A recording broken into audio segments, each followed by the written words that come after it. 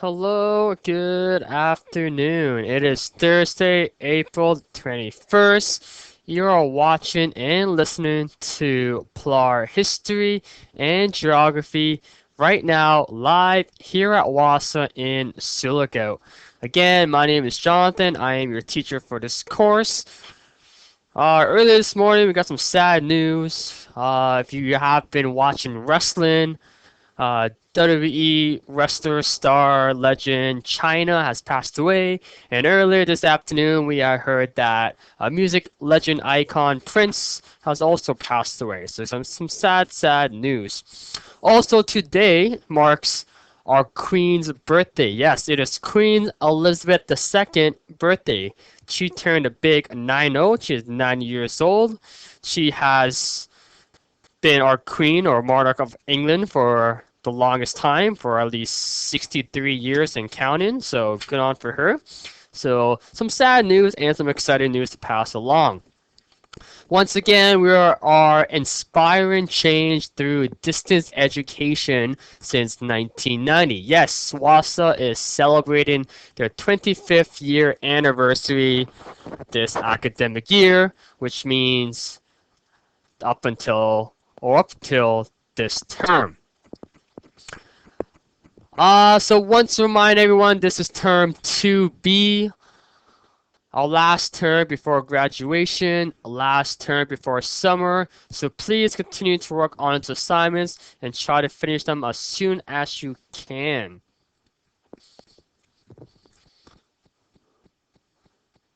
Like always, feel free to listen and watch and participate.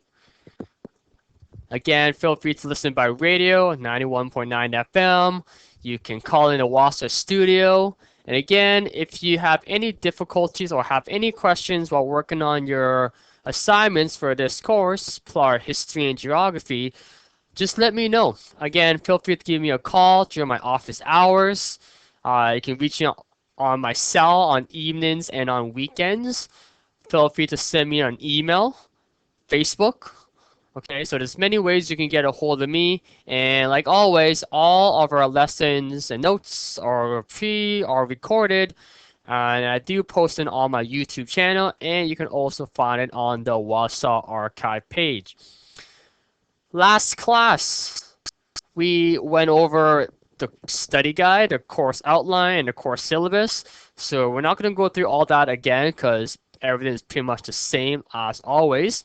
So again, feel free to go through that. Make sure you have a good understanding of the course expectation and what to look for. And again, at any point, if you have any questions, just let me know. Again, I just want to remind everyone, you do need the course textbook and the workbook because the textbook contains all the content and information that you will be needing in order to answer the questions on your assignments, which can be found in the student workbook. Again, if you don't have internet access or can't join us today live here in class, just let me know. We can always send you a USB stick absolutely for free. It will contain all the videos, slides, notes, whatever, up for you for free. I noticed that we got Lillian and Maria, someone from Wagamau, joining with us. So hopefully, hello over there, and hopefully you guys can hear me. Hello in Wagamau. Hello, she's here. Hi, who is this right now? Maria. Maria, how are you today, Maria? Good. What's your last name, Maria? Jeremiah. Jeremiah, perfect. And you're from Wagamau, is that correct? Yeah. Perfect. And also notice that we got Lillian. Hello there, Lillian in Waterman.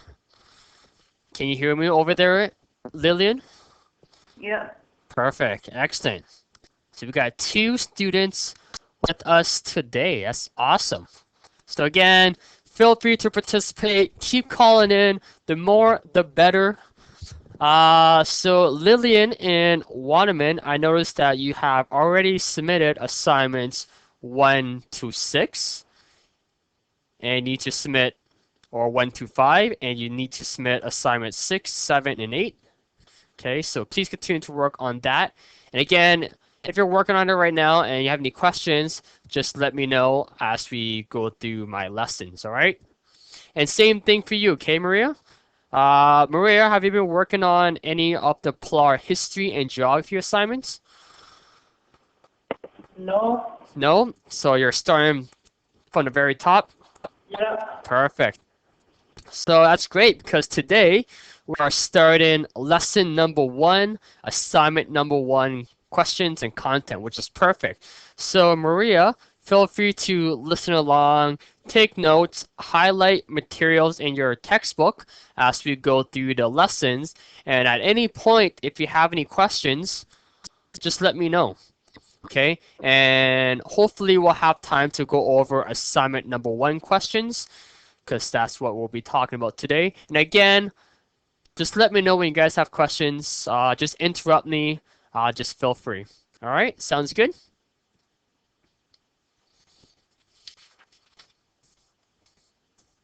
Awesome.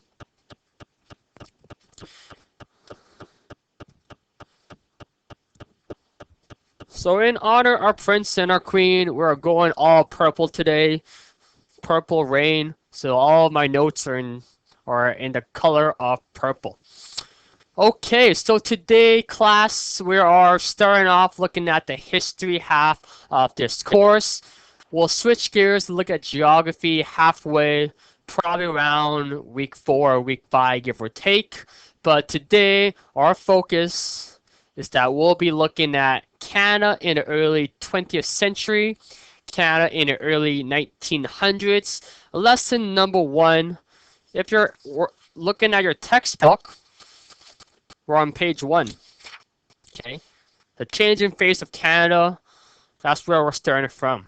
Okay, so feel free to make notes and highlight any materials in your textbook because we're starting right from the very, very top. So again, Canada in the early 1900s. Lesson number 1. Let's get started. So, our learning goals for today. Let's write them out.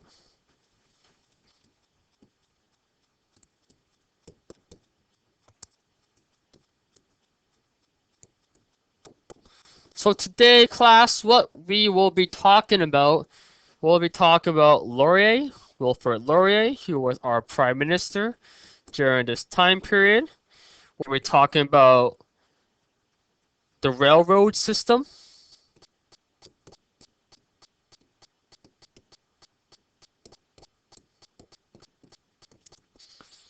We'll be talking about the Boer War and why that was significant.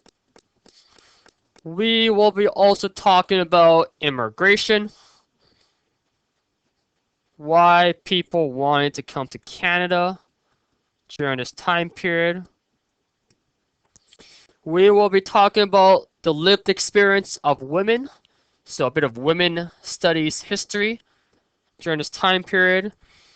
And we'll be also talking about foreign policies in terms of free trade, otherwise known as the Reciprocity Agreement or issue.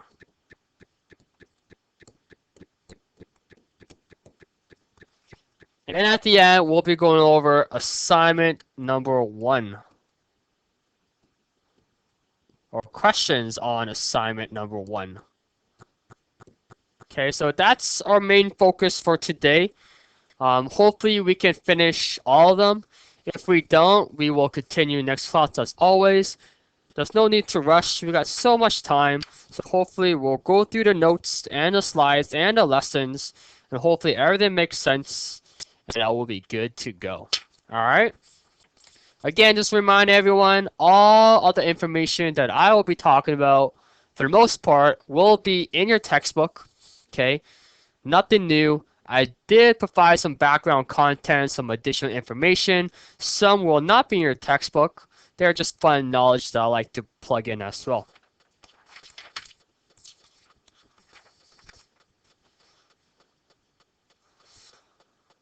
So we're going to start today's class off by looking at the man that is on our Canadian $5 bill. So if you have seen a Canadian $5 bill, which I hope you have, or if you have one right now, the man that's on that Canadian $5 bill is no other than Wilfrid Laurier. Yes, Wilfrid Laurier. He was our prime minister during this time period of the early 1900s or the early 20th century. But to be more exact, he was our prime minister from 1896 to 1911. So, Laurier, what he wanted to achieve and what his goals were, he wanted to develop Canada's Western province. As you know, at this point, at the start of the early 1900s, Canada was only 33 years old. So if you think about it, Canada was still fairly young and still developing during this time period. So he wanted to develop Western provinces. So what he did was that in 1905, he created two more provinces. He created the province of Saskatchewan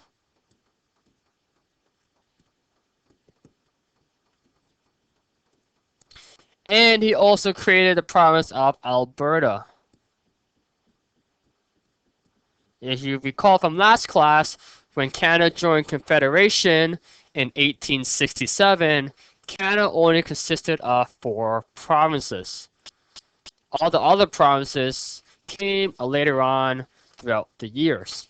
But in 1905, like I mentioned, Laurier and his government developed Western provinces and created Saskatchewan and Alberta. Laurier and his government also wanted to build up the railroad system, the train system that can go coast to coast across Canada, and he wanted to build up Canada's own defense system. He wanted Canada to be a self-governing country, nation away from Britain. And he also eliminated a law on public funding for Catholic schools, which in the end separated school system from the Roman Catholics and Protestants in the province of Manitoba. So in Laurier's mind, in his vision, he saw Canada in the 20th century as the land of promise. Okay, Canada century or the land of promise. That was what he envisioned. As we continue looking at what transpired Canada during this century, we will see if he was correct or incorrect in achieving his goals and looking at his vision. So overall, Wilfrid Laurier, our Prime Minister during this time period, his overall legacy was pretty significant. Canada continued its industrializations. Things continue to grow and develop. Staying with urbanizations. Again, he created 2 provinces, Saskatchewan and Alberta, which brought a more sense of national unity here in Canada. So, very important man. So, I'm going to put a star beside Wilfrid Laurier, which means that you will see his name pop up again during assignment 1. Okay, so make note of that, all right, Maria? So, also make note of what his goals were. Okay, what he wanted to achieve, how he saw Canada. Again, he wanted Canada to develop Western provinces, build up the railroad system, and build Canada's own defense system. Okay, so keep that in mind. Okay, so again, anything that I highlight or put a star beside in a way, it indicates that it's significant, and you will probably see it again come up in your assignments. Okay, so that's Wilfrid Laurier. Any questions? Again, if there's any questions, just let me know.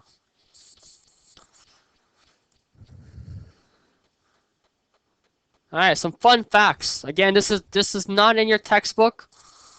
Okay, this is some additional information that I have acquired over my studies throughout my years, and I thought it would be appropriate to try to plug in so that it will enhance our understanding and our knowledge. So fun facts about Canada's railroad system, the Canadian expansion.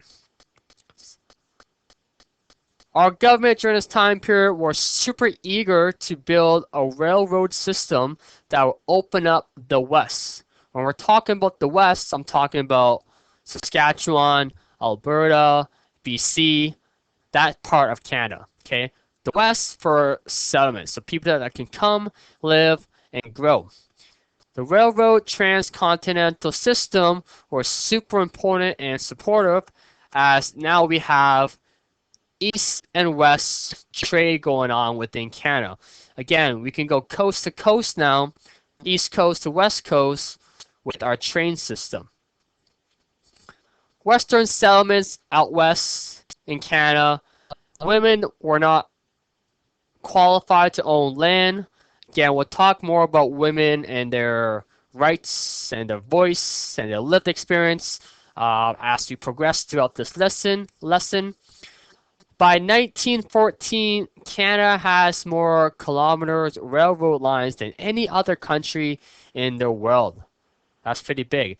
Thousands of jobs in the railroad construction provided resource across Canada. So again, Canada's growing, very important time in terms of the railroad system. A little map of Canada's railroad system. Again, as you can see, it goes coast to coast. Okay, we got the east coast. Then you can go all the way to the west coast. I had the experience of hopping on a train here from Sulikout, and I took the train all the way down to Union Station in Toronto. Oh boy, that was a long ride.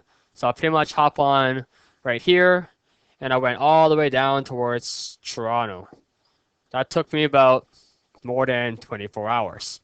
Super long ride. But again, as you know, we do have railroad systems and line that connects, again, from East Coast all the way to the West Coast. So if you think about it, you can hop on a train from Vancouver out in BC, ride it all the way towards the East Coast, Southern Ontario, and so forth.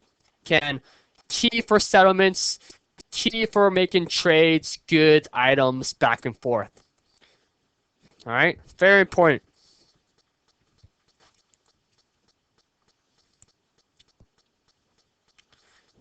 All right, next, we're still on page number 1 in your textbook. We're on the middle of page 1 in your textbook where it says the Boer War. Okay, that's going to be our focus right now. The Boer War that happened in 1899 to 1902. Okay, so let's talk about and see why the Boer War was significant in terms of Canadian history and Canada's development as a country during this time period. So in 1883 to 86, Britain had interest in Africa and turned inland as they discovered gold and diamond. Okay, gold and diamond, again, we know it's resources. It gives us wealth. So who doesn't want gold and diamond? Okay, they discovered it in Africa. As a result, Britain wants it, and they want to take over parts of Africa that had gold or diamond. The Boer War is also known as the South African War.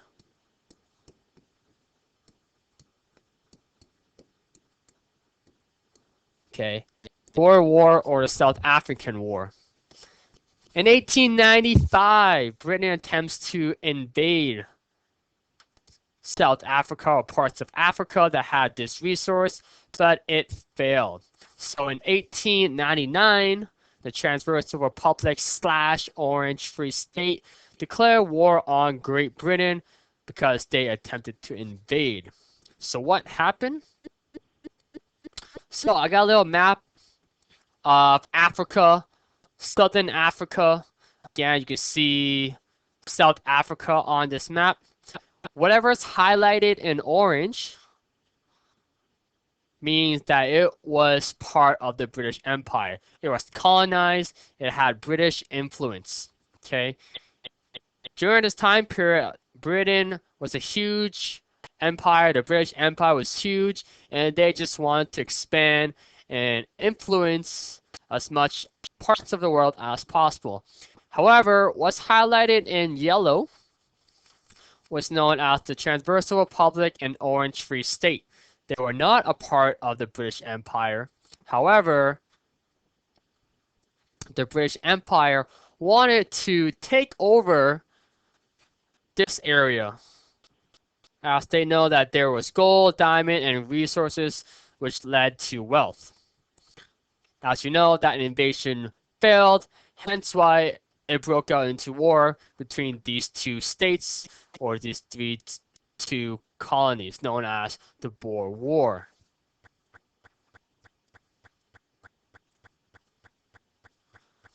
Continue looking at the Boer War, or the South African War. Our Prime Minister Laurier, he compromised. He sent 1,000 Canadians to volunteer. South Africa and had volunteers, the British soldiers as well. Our Canadian troops, they left and sailed from Quebec City all the way towards Cape Town, South Africa. What's important to note was that Quebec, the province of Quebec, they sympathized with the Boers, and they were against Canadian participation. They simply said no.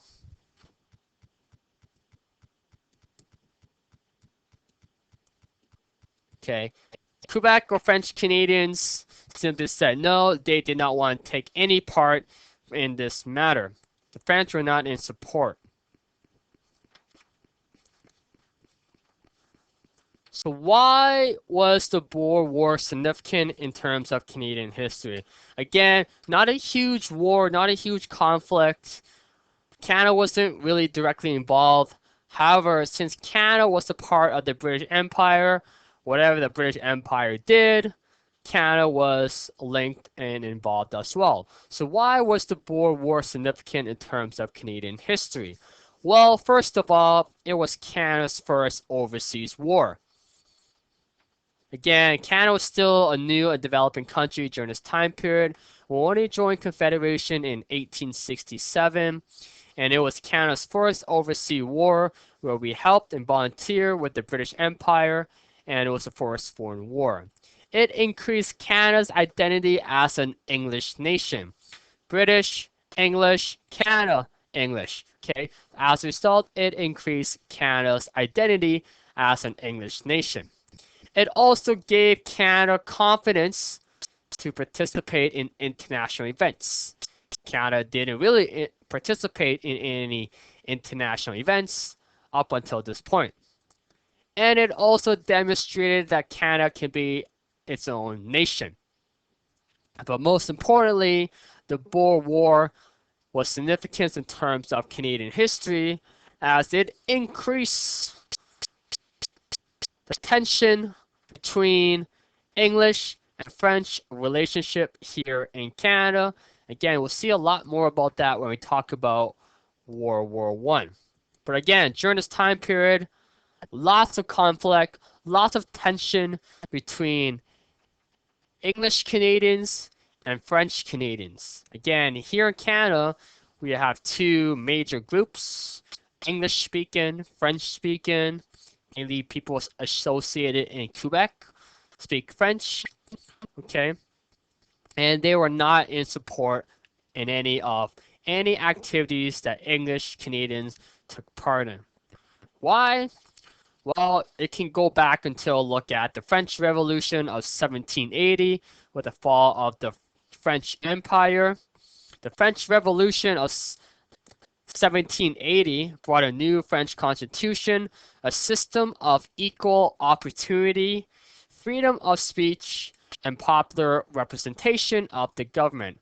Because of all that drama that unfolded and led to the fall of the French Empire, back then, French that came over and immigrated to Canada, French Canadians, had that mindset and lifestyle when living in Canada. Hence why there were lots of tension between the two groups.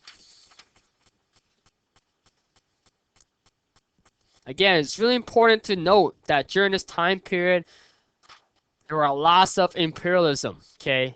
British imperialism in Canada. What does that mean? Well, the word imperialism simply means when a country imposes its influences, lifestyle, culture, language onto another country or nation or group of people, thinking that their lifestyle is more superior, better than they are, and as a result, they should live the way they want them to live. So, British imperialism here in Canada, it was supported by all social class, whether you're rich, poor, middle class, everyone had strong link to the British Empire, British imperialism during this time period. Most focus were the small and powerful groups of English-speaking social and political elites, unity between Canada and the other British colonies, basically on economic, military, intellectual, spiritual, and cultural matter. Okay, so again, think of the British Empire, think of Canada, again, think of whatever Britain did, Canada had to do as well, based on economic, military, intellectual, spiritual, cultural, pretty much the whole lifestyle. Again, very important to note during this time period. All right. We are going to talk about now, we're going to talk about immigration. There will be a few questions on assignment 1 in regards to immigration. So on my screen, as you can see, between 1901 and 1921, approximately 3 million newcomers immigrated and came and lived in Canada. Okay, so if you think about it, in 1921, the population of Canada was just under 9 million, and the population of Canada now in 2016, we have roughly 35, 36 million, give or take, people here in Canada. But again, about 3 million people came to Canada at the start of the early 1900s, early 20th century. Why was that a factor? Why did so many people came to Canada? Again, as you can note, we're talking about this time period right now. And I can see huge spike in terms of who came to Canada. Lots of people. So one factor that led to why so many people came to Canada was the Yukon Gold Rush.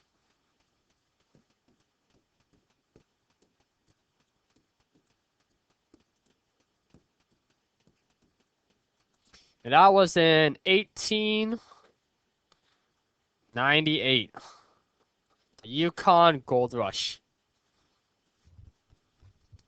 In 1898, people started to discover gold in Yukon. And as you know, gold, who doesn't want gold, right? Gold equals to wealth, valuable resource. Anyone wants to become wealthy and rich at any point in their lifetime. So when the news broke out around the world that in 1898 that there was gold in Yukon, thousands and thousands of people around the world flooded, came to Yukon in order to search for gold. As you know, one piece of gold nugget to simply change the whole life.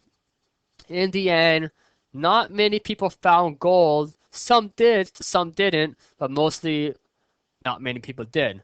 As a result, because of that rush in terms of the gold rush, a lot of people wanted to come to Canada, and as a result, some even stayed in Canada for that matter, hence why there was a spike in terms of our population and our immigrants population. Other than First Nations, all Canadians are either immigrants or descended from immigrants or immigrants. Since Canada became a nation in 1867, the government has made an attempt to control the number of immigrants and chose which people or race can come to Canada. Kind of similar to the situation we have nowadays in Syria, whether or not we should allow them to come to Canada based on the crisis over there, or whether or not we should focus on our homeless population first. Okay, debate about that. Again, kind of influence similar to what took place back then. Canada back then wanted British or saw British as desirable. They wanted to maintain that British Empire lifestyle so they can keep the British character, culture, and influence growing in Canada. So what happened was that Wilfrid Laurier, our prime minister, he gave this man named Clifford Sifton.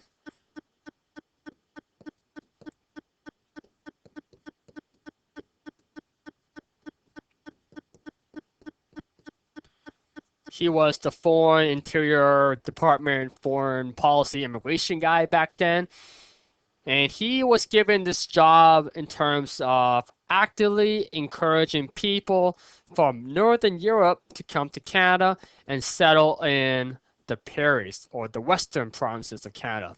He used many different slogans and newspaper ads in order to attract people from Northern Europe to come live in Canada because we wanted to expand the West. He used slogans such as the last best West. So again, as we know, about 3 million new people came. Okay, mainly all white Christian-based individual.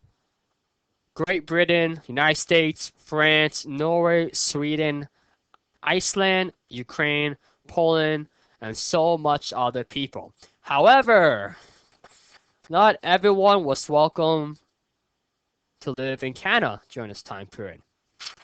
Hence why there was a bit of racism and discrimination going on. Again, we have heard the word race and racism in so many conversation articles and whatnot, but let's take some time right now, class, and define these two terms so that we have a good, solid understanding. When I use these words, race and racism, we know what they mean.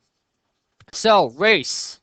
Okay, I'm not running a race, but I'm talking about identifying a distinct population on the basis of appearance, culture, ethnicity, and social economic status.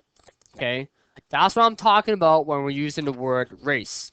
Okay, identifying an extinct population on the basis of appearance, culture, ethnicity, and social economic status, whether the Asians, African Americans, whites, or First Nations, for example. Those are all examples of different race. Okay, identifying a distinct population on the basis of appearance, culture, ethnicity, and social economic status. Whereas the word racism means treating a population different on the basis of socially constructed values. Okay, that's racism. Treating a population different on the basis of socially constructed values. Okay, mostly on hate, discrimination, based on something, again, that's kind of out of their control. It's socially constructed based on the mainstream norms of society, give or take, during that place and time of that context. So just treating someone different because they're different is racism. All right. So I thought we defined those two terms.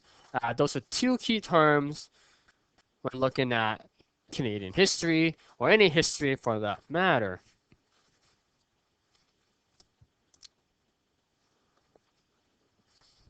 So continuing looking at immigration and racism, Chinese Canadians. Chinese Canadians during this time period, they were despised of taking all the jobs away from others. The federal government even lobbied to deport Chinese immigrants back to their homeland. So what the federal government did was that they created something known as the Chinese federal head tax. The Chinese federal head tax. Basically, it was a tax, a fee that Chinese immigrants had to pay upfront if they wanted to come to Canada. So in 1885, the Chinese federal head tax was $50 for Chinese immigrants. $50. Okay, so in 1885, if any Chinese immigrants wanted to come to Canada, they had to pay $50. However, again, based on racism and all those other factors, the Chinese federal head tax increased. So in 1901, any Chinese immigrants wanted to come to Canada had to pay $100, which is a lot of money. Even $100 nowadays is still significant. However, that even increased even more. So in 1904, the Chinese federal head tax increased to $500. $500. Okay, $500 is a lot of money nowadays, but think of it back then in 1904, that was a lot of money. 500 bones. So Chinese Canadians, they who did come to Canada, they were segregated to live in their own community, otherwise known as Chinatowns. Okay, so that's how the Canadian government tried to discourage Chinese immigrants from coming to Canada. They had to pay a Chinese federal head tax, a fee, if they wanted to come to Canada. Again, $500 in 1904. That's a lot of money. A lot of money.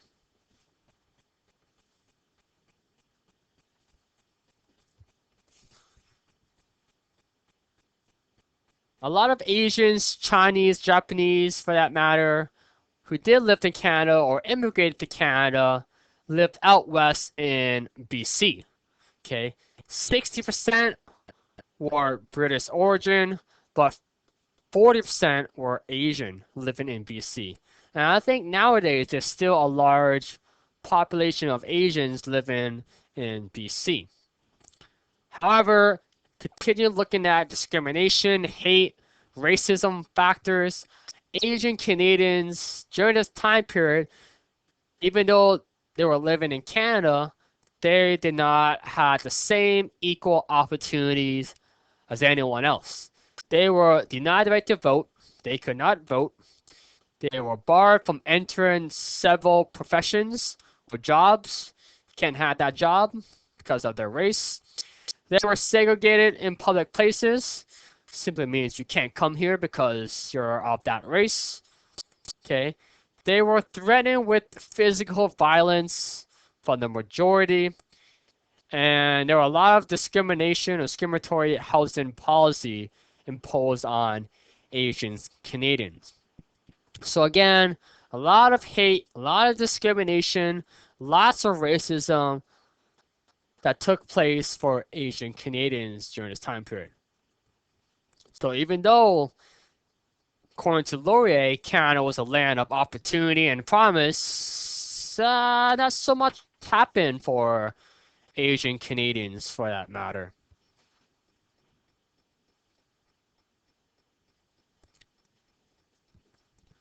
So again, let's look at why people wanted to come to Canada.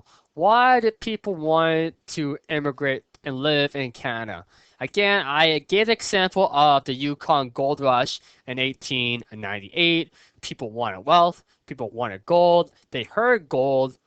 Let's go find some gold. Okay, that was one factor. But another factor that I like to break it into was push and pull factors. Okay, push simply means they want to leave their countries for various reasons. They were pushed out of their country for various reasons. Okay, it could be ethnic, it could be religious, could be tension between the government or citizens, urban uprising or crisis, industrial uphaul, no jobs. collapse of the peasants, and lack of farming opportunities. Okay? So those may be some examples why people wanted to leave their country. They're unhappy living in their country, hence why they wanted to immigrate and move to another country such as Canada for better equal opportunities. And that all these factors such as ethnic, religious, tensions with government, urban crisis, industrial upheaval, all that can even still be seen today. Okay, not much has changed since then. Okay, those are push factors. Pull factors, okay, means something that we have in Canada that attracts people. People want to come to Canada and live here in Canada and become Canadian because we have these factors, have these better lifestyles and opportunities. So, for example, here in Canada, strong Canadian economy, even though our Canadian dollar is not doing so great, even though it jumped up to a high number over the last like 8-9 months. But again, strong Canadian economy regardless. High wages, okay. Minimum wages nowadays is like, I don't even know, probably $10 and something cents. It could be even $11 and something cents nowadays. Back then, I remember minimum wage was like $7.35. But again, equal opportunities, high wages. We have good technology. Okay, we're modern. Okay, agriculture, lifestyles, machineries, we have it all. Improving lifestyles, transportations, goods, people. Again, Canada have all these factors which may attract people to come to Canada. And most importantly, again, Canada was the land of the opportunity. Okay, better lifestyle, more chances, better freedom, the land of opportunity. Again, all these factors still comes into a play or still factors today, and there were still factors back then, hence why immigrants want to come to Canada.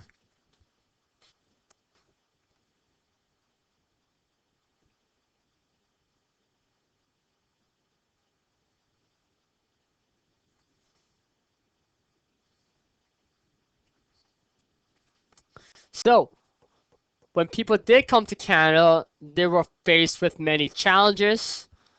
I don't know why my slide don't have that slide for a second for a moment, but many challenges was faced when people came to Canada. Okay, this is on page 2 of your textbook near the bottom. Okay, where it says typical immigration hardship. Again, language. Not many people know English. Okay, language is very significant. Something that I learned based on indigenous culture was that there was 2 L's and 2 C.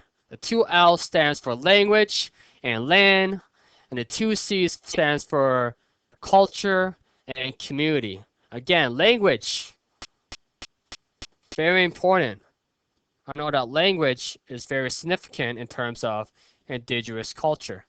So language was a factor for immigrants when coming to Canada. They didn't know how to speak French, they didn't know English, so that was a factor. Lack of education, again, race, different religion, racism was a factor. They were isolated, they did not have the same money at first. They couldn't afford farming tools or machineries. Okay, a lot of factors came into play, hence why it was difficult at first while living in Canada. But let's go back to racism. So why did racism happen or occur during this time period?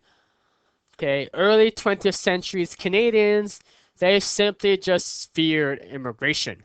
Okay, even today, we can make that argument that some people may even fear immigration. Again, we have so many problems here in Canada, for example, homelessness, people don't have enough home, so why should we allow more people to come live in Canada if we can't help problems that we're already facing in our land? English Canadians, they simply, foreigners were threatened to dominate British culture. Okay, again, British English Canadians wanted to maintain the majority, a dominant British culture. As a result, immigration, they thought that it would threaten their culture. Whereas French Canadians, they feared that they would be absorbed in the majority of English society. Okay, French Canadians had their own culture, influences, and language. Same with the English. So again, two different groups came into play once again. We are almost done today's lesson. I'm not sure we'll have time, but we're gonna continue along. Maybe I'll do a few more slides and then I'll stop it. And then I'll see if anyone has any questions or have any difficulties or need any helps in regards to their assignments or whatnot. Okay? Uh, Women. I want to talk about women for a bit. So, women during this time period, they had a unique lifestyle. Women were pretty much ordered to get married, motherhood, domestic work, and it was intertwined with all social classes. It doesn't matter if you're rich, poor, it all applies. Motherhood, domestic work, work before marriage, financially despised women based on textile factories, waitresses, domestic services. Other jobs were offices, nurses, some female teachers. A lot of this goes back under the notion of gender stereotype. When looking at women's studies history, we go back to gender and a lot of stereotype. So gender stereotype simply means order oversimplifying, generalizing description of masculinity and femininity. Okay, whether you're masculine or feminine. Okay, a lot of gender stereotype. So what's important to note during this time period of the early 1900s was that it was a part of the Victorian era. I have it on my next slide. The Victorian era. Okay. The Victorian era was the principles and presumptions about Victorian society, where the white, Protestant, and middle class folks of the British origin drove ideological formulation. The emphasis was based on a code of behavior in regards to gender-specific expectation. Whether you're a male or you're female, you had expectation that needed to be met. On self-improvement, on character, class harmony, proper etiquette, and distrust of pleasure. The female gender during this time period were classified as the angel in the house. The angel in the house.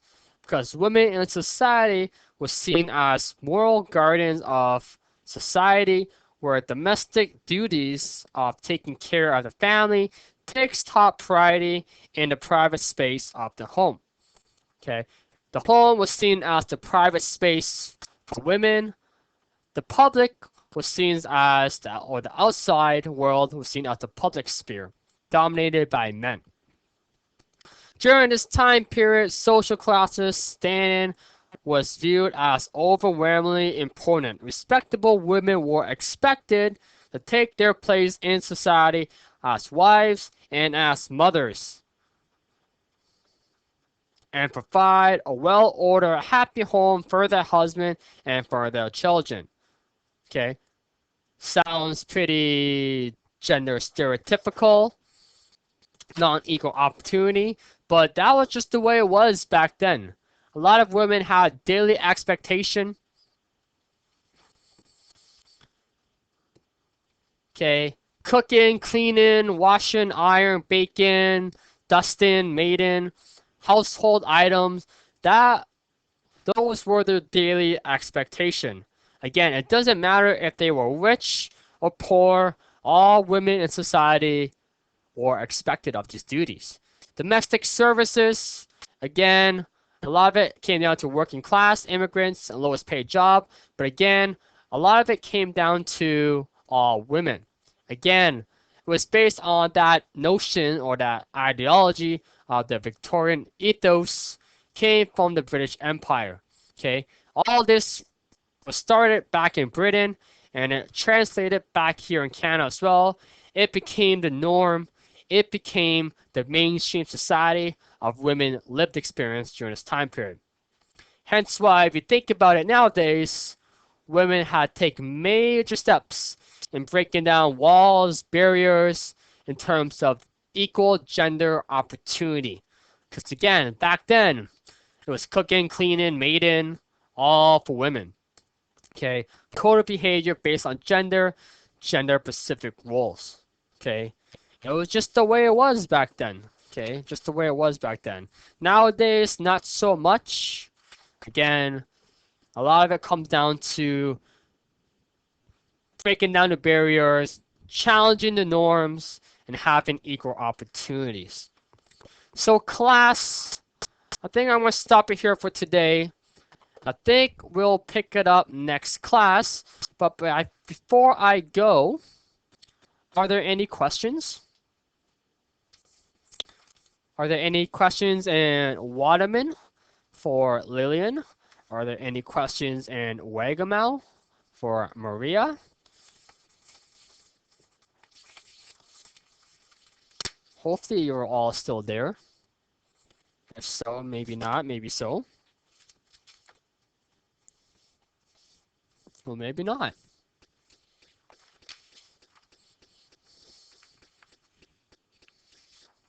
All right. Well, hopefully they're still there. But again, I want to encourage everyone to continue to work on your assignments, whether you are a PLAR student. Again, do as much as you can. If you are a potential grad student and want to graduate this year, again, please continue to finish up your course. Get in touch with your teacher, your mentor. Again, graduation this year, Wednesday, the 29th of June, over in Pelican Falls. Again, if you want to graduate, free trip to Sioux Lookout, prizes, other goodies, and most importantly, your diploma. Again, hopefully Lillian and Maria are still there and they can still hear me, and hopefully they can see if they have any questions. But again, next week, week number 2, we will continue looking at lesson number 1. We will finish off this lesson. I will go over questions on assignment number 1. And then we'll probably start World War I, which is also part of lesson number 1. Okay? Alright, I think I'm going to call it a day. I think we'll stop it here. Hopefully everyone will have a wonderful weekend. The Toronto Raptors play tonight, along with other playoff hockey games. Stay tuned. Barb is up next, and she'll be doing her class stat. Alright, have a great rest of your evening, and I'll see everyone next week on Tuesday. Thank you.